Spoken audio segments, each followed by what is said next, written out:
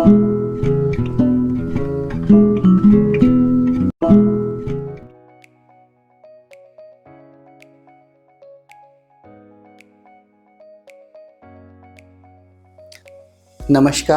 जोहार मित्रों।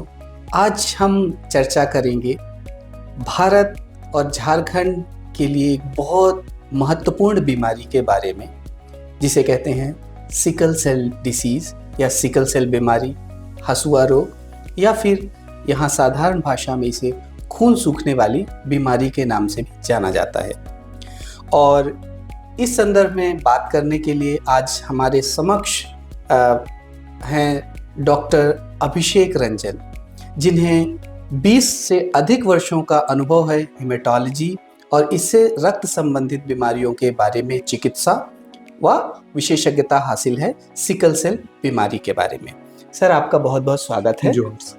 जी, तो सर, हम आपसे ही जानना चाहेंगे कि ये सिकल सेल बीमारी, ये रोग वास्तव में है क्या और ये किस प्रकार से हमारे शरीर को प्रभावित करता है?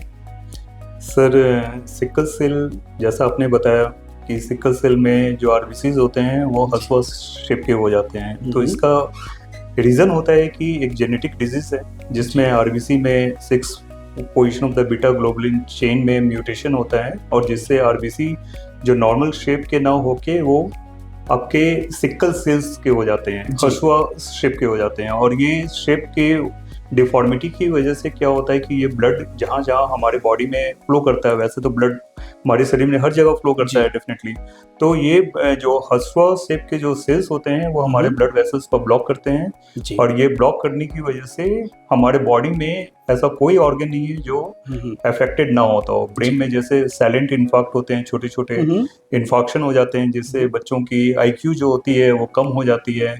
हार्ट को ये डैमेज करता है, पल्मोनरी हाइपरटेंशन होता है, लंग्स को डैमेज करता है, सारे बोन्स को डैमेज करता है, मसल्स को डैमेज करता है, खून की कमी हो जाती है खून टूटने से। तो बॉडी का ऐसा कोई भी अंग नहीं है जो इससे प्रभावित नहीं होता है। सो ये अपने आप में बहुत ही डेंजरस बीमारी है, जिसकी गंभीरता को हम लोग इसी से समझ सकते हैं कि 100 में से 20 से 25 बच्चों की मौत हो जाती है जब वो 5 साल की उम्र तक पहुंचते हैं। जी सर, इसके अलावा जो सिकल सेल से संबंधित जो मुख्य लक्षण है इसके, या इससे संबंधित जो जटिलताएं हैं, वो उसके बारे में थोड़ा प्रकाश डालिए सर। हाँ सर, जैसे मैंने बताया कि इस बीमारी में जो भी मैनिफेस्टेशंस होते हैं, क्लिनिकल मैनिफेस्टेशंस होते हैं, ये आरबीसी की डिफॉर्मिटी की वजह से होते हैं। जो आरबीसी जो होते हैं, ब्लड सेल्स, वो टूट जाते हैं, और टूटने की वजह से, और ये ब्लड वेसल्स को ब्लॉक करते हैं। तो बच्चों में ये बहुत कॉमनली जो मैनिफेस्ट करता है वो देह हाथ में दर्द की वजह से मैनिफेस्ट करता है। बोन्स में असहनीय दर्द होता है, जिसको क्राइसिस बोलते हैं, पेनफुल क्राइसिस बोलते हैं, जिसमें बच्चे जो हैं कई बार मंथ में 2 बार 3 बार ये भर्ती होते हैं। ये दर्द बहुत असहनीय होता है क्योंकि बोन्स को यहाँ तक कि इन्फेक्शन कर देता है जी। और आप उसकी जटिलता, गंभीरता इसी से समझ सकते हैं कि जो ये प्रेगनेंसी में जो लेबर पेन होता है, उससे भी ये खतरनाक पेन होता है। ऐसे जो बच्चे होते हैं साल में अगर 10 बार या 12 बार भर्ती हो रहे हैं, जबकि प्रेगनेंसी तो किसी भी फीमेल को 2 या 3 बार होती है, गर्भावस्था में 2 या 3 बार हुई, लेकिन ये ऐसे बच्चे ये कई बार साल में 10 से 12 बार भर्ती होते हैं। और बोन का इन्फेक्शन हो जाता है, जो जैसे मैंने बोला कि ब्रेन में साइलेंट इन्फेक्शन हो जाता है। तो ऐसे बच्चे जो होते हैं, कई बार 20 से 30% ऐसे जो बच्चे होते हैं, उनका स्कूल परफॉर्मेंस बहुत अच्छा नहीं होता है जी। वो मानसिक रूप से कमज़ोर होते हैं और बच्चों के हिसाब से वो स्कूल परफॉर्मेंस नहीं कर पाते हैं। इसके अलावा बहुत तरह के कॉम्प्लिकेशंस होते हैं। अब उसी से समझ लीजिए कि 100 में से 30 बच्चों की जो मौत हो जाती है अप टू 5 इयर्स, 50% बच्चों को हम लोग खो देते हैं जब तक वो 30 साल की उम्र से होते हैं। और जो एवरेज लाइफ स्पैन होती है इस बीमारी में ऑलमोस्ट 50 इयर्स से ज़्यादा नहीं होती है जी। सर, आप हेमेटोलॉजी विभाग सदर अस्पताल रांची में चिकित्सक भी हैं। सर, क्या सिकल सेल जो रोग है, ये जो बीमारी है, इसके क्या क्या उपचार के विकल्प उपलब्ध हैं? सर, ये बहुत इम्पॉर्टेंट क्वेश्चन है, और इसके लिए हमारी जो भारत सरकार है, झारखंड सरकार है, बहुत हद तक तत्पर है, और national sickle cell elimination programme भी चलाया जा रहा है। इसमें कुछ जो मेडिसिन हैं वो हमारे लिए लाइफ सेविंग है। जैसे मैंने बीमारी के कॉम्प्लिकेशंस के बारे में बताया, और ये जेनेटिक डिजीज है, उससे अब इसको वापस नहीं कर सकते हैं, लेकिन इस बीमारी की गंभीरता से हम लोग बच सकते हैं। तो बचने का सबसे जो इम्पोर्टेंट मेडिसिन है वो एक हाइड्रोक्सी यूरिया करके मेडिसिन है जी। जिसको 6 मंथ्स की उम्र से ही देने की ज़रूरत होती है। और ये जितने भी हमारे चिकित्सा केंद्र हैं वहाँ पे ये गवर्नमेंट की ओर से फ्री में दी जाती है। इसके अलावा एक पेनिसिलिन करके एक दवा होती है, oral penicillin, up to 5 years तक के बच्चों को हम लोग पेनिसिलिन देते हैं। तीसरा जो होता है वैक्सीनेशन, जिसमें आप न्यूमोकोकल है, स्ट्रेप्टोकोकल और मेनिंगोकोकल, ये 3 जो इम्पॉर्टेंट जो बीमारी है जिससे ये पेशेंट्स ग्रसित होते हैं, उनसे बचने के लिए ये वैक्सीनेशन देने की ज़रूरत होती है। और सबसे इम्पॉर्टेंट जो दवा है वो है एक तरह से पानी। बच्चे जितना पानी पिएंगे उसकी इस बीमारी की गंभीरता से उतना बच सकेंगे। जी। तो इसके प्रबंधन में क्या कोई और भी मेडिसिन या दवाएं उपलब्ध हैं, और इसके अलावा क्या इनको जो रोगी है उसको किस प्रकार से देखभाल करनी चाहिए अपनी? तो इन मेडिसिन्स तो ये बहुत ज़रूरी हैं और बच्चों को या जो पेशेंट्स हैं उनको अपने लाइफ स्टाइल को देखने की ज़रूरत है। वैसा चीज़ ठंडा हो गया या गर्मी हो गया उससे अपने आप को बचा कर रखना है। कोई भी क्राइसिस हो तुरंत हॉस्पिटल की ओर जाना है। जैसा मैंने बोला कि बच्चों की मौत हो जाती है, मौत का एक बहुत बड़ा रीज़न होता है फीवर। ऐसे बच्चों में बीमारी से या एडल्ट्स में बीमारी से लड़ने की क्षमता नहीं होती है। तो कोई भी बुखार हो, मैं फिर से रिपीट करना चाहता हूँ, कोई भी बुखार हो उसको एज ए मेडिकल इमरजेंसी लेना है। आपको कोई भी स्वास्थ्य के जो डॉक्टर हैं आपके आसपास हों उनके पास आपको कंसल्ट करना है और एंटीबायोटिक्स शुरू करना है। जी। बुखार को बहुत गंभीरता से लेना है। और दूसरा जो इस बीमारी में जो एक आमतौर पे हमारे राज्य में या अन्य राज्य में गलती की जाती है कि बार बार खून चढ़ाना। जितना खून चढ़ाएंगे उतना हम लोग पेशेंट को डैमेज करते हैं। तो खून की कमी जब 6 ग्राम से कम हो तभी हमें खून देना है। और खून चढ़ाने के और भी बहुत तरह के स्पेशल इंडिकेशंस होते हैं, तो उसको हमें अपने कंसल्टेंट से, हेमाटोलॉजिस्ट से कंसल्ट करना है और तभी वो खून को चढ़ाना है। क्राइसिस को, पेन की क्राइसिस को दूर करने के लिए, कम करने के लिए खून नहीं देना है। जी, बहुत अच्छी बातें बोली सर आपने। अच्छा, क्या इनसे जो संबंधित या ग्रसित जो व्यक्ति हैं सिकल सेल से, उनको किस प्रकार के और शारीरिक या मानसिक जो सपोर्ट है, जो समर्थन है, वो किस प्रकार से मिल सकता है? सर, इसमें बहुत ज़रूरी है कि हम लोग एक गवर्नमेंट की ओर से, जो ऑब्वियसली गवर्नमेंट पहल की हुई है, सब इन सारे पेशेंट्स को हम लोग एक हैंडीकैप सर्टिफिकेट भी हम लोग गवर्नमेंट की ओर से दी जा रही है ताकि इनको मुख्य धारा में लाया जा सके।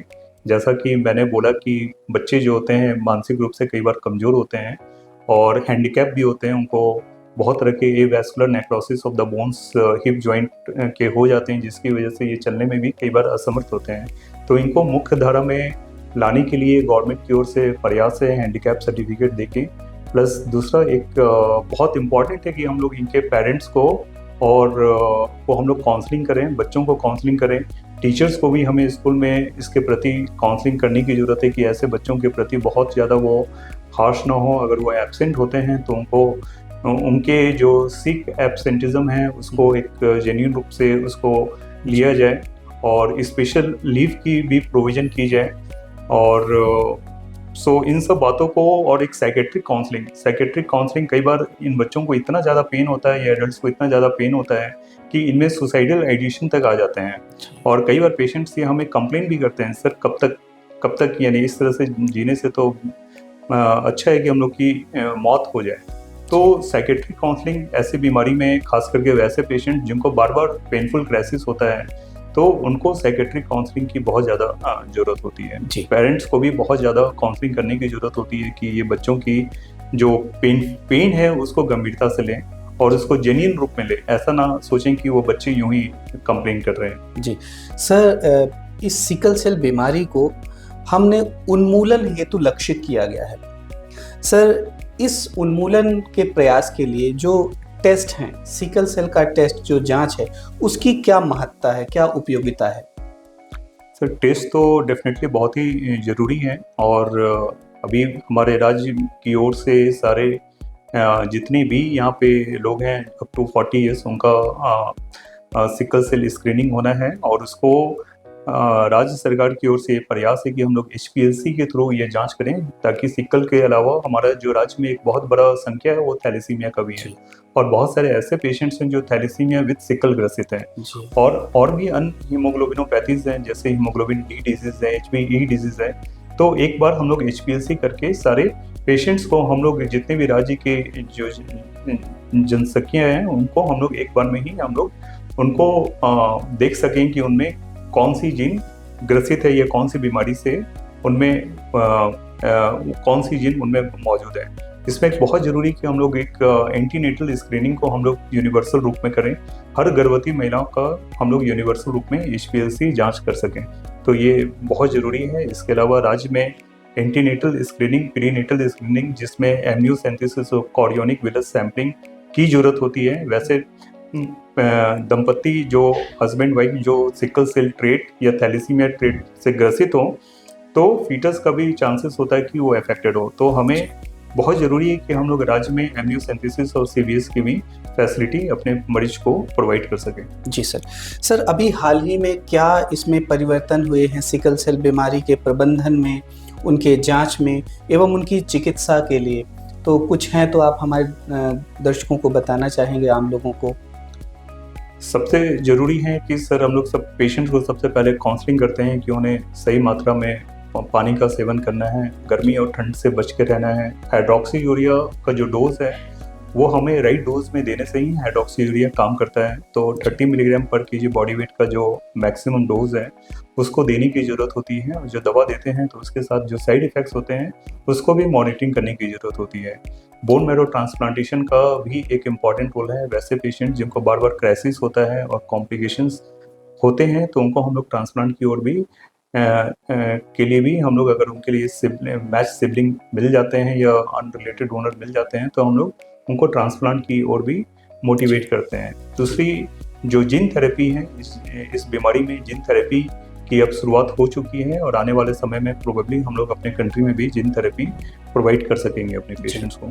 जी बहुत बहुत धन्यवाद सर। एक अंतिम में एक प्रश्न आपसे कि समाज में भ्रांतियां बड़ी फैली हुई हैं सिकल सेल बीमारी के बारे में, तो आप क्या संदेश देना चाहेंगे जो गांव में लोग हैं, आमजन हैं, क्योंकि इसे जोड़ा जाता है कि उन्होंने कुछ पाप किया है, ये पाप का फल है, या उन्हें एक प्रकार से मानसिक वेदना का भी शिकार होना पड़ता है।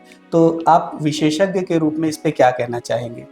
बिल्कुल, सबसे इम्पोर्टेंट क्वेश्चन यही है। मैं इस डिबेट का बोलूँगा कि जो सोसाइटी में जो सोशल स्टिग्मा है, हमें उसको बिल्कुल ही ख़त्म करने की ज़रूरत है। सिकल सेल एनीमिया या सिकल सेल ट्रेट के जो पेशेंट्स होते हैं वो एक समान जीवन जी सकते हैं, अगर वो सलाह लेते हैं, ढंग से वो दवा लेते हैं राइट क्वांटिटी में और दवा लेते हैं और टाइमली वो अपने आप को रेफ़र कर सकते हैं हॉस्पिटल्स में। तो ऐसे पेशेंट्स भी अब एक नॉर्मल जीवन की ओर जीते हैं। इन जो लड़कियां होती हैं उनके भी बच्चे होते हैं, प्रेगनेंसी भी बहुत हद तक सेफ होती है। तो ये बिल्कुल भी अब ये एक जेनेटिक डिजीज़ है, उसको ख़त्म नहीं कर सकते हैं, लेकिन इसके कॉम्प्लिकेशंस को और उसकी गंभीरता को हम लोग बहुत हद तक ख़त्म कर सकते हैं। तो ये बिल्कुल भी छुआछूत बीमारी नहीं है और 2 सिकल सेल ट्रेट के पेशेंट्स भी शादी कर सकते हैं। ये बिल्कुल भी नहीं है कि अगर सिकल सेल ट्रेट हो गया है तो हमें शादी नहीं करनी है, या सिकल सेल एनीमिया हो गया है तो शादी नहीं हो सकती है। आप बिल्कुल हर लेवल पे बिल्कुल सक्षम हैं और एक नॉर्मल ज़िंदगी आप बिता सकते हैं। सो ये बिल्कुल भ्रांति में नहीं रहना है कि आप किसी तरह से असक्षम हैं, और इसके लिए आपको अपना जो मेडिसिन्स हैं उसको नियमित रूप से लेना है और हम लोग एक समान जीवन जी सकते हैं। जी model rural health research unit Angara Ranchi की ओर से आपको बहुत बहुत धन्यवाद आपके समय के लिए। और हम उम्मीद करते हैं कि सर ने जो अपनी बातें बताई वो समाज तक पहुंचेंगी और जो सामाजिक रूप से व्याप्त भ्रांतियां हैं, भेदभाव है, उसका भी उन्मूलन होगा।